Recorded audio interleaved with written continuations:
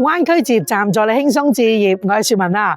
呢幾日咧應該好多火爆嘅消息咧，大家成日都會聽到啦。呢個坊間咧就會話華發觀山水係零首期、零月供啊。咁究竟咧其實佢係點樣嘅優惠咧？咁啊，今日雪文咧就詳細講解俾大家聽。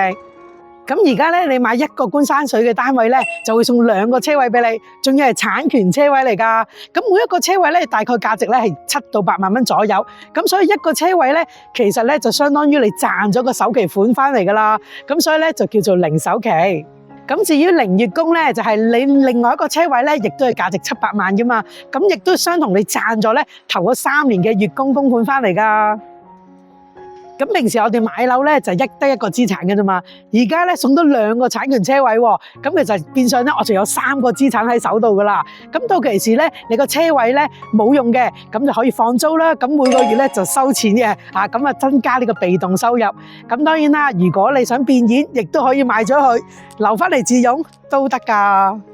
咁雪文咧賣咗觀山水咁耐啦，真係第一次聽到咁大力度嘅優惠啊！因為一來咧，今次而家係雙11嘅優惠啦，咁二來咧，其實14棟同15棟咧係清尾貨階段，特別係15棟啊，好值得啊！因為咧佢係精裝交付嘅，即係簡單嚟講咧，裝修係唔使你買幾件家私電器咧就可以入住啦。咁15棟咧，而家連埋精裝嘅單位咧，其實咧佢3房咧大概都係50零萬，咁我假設係53萬啦，咁其實減去2個產權車位14萬，咁其實53萬減14萬咧，就等於咧我哋而家3房嘅房價咧，只係需要39萬㗎咋。你話係冇吸引咧？真係咧仲抵過租迷你倉啊！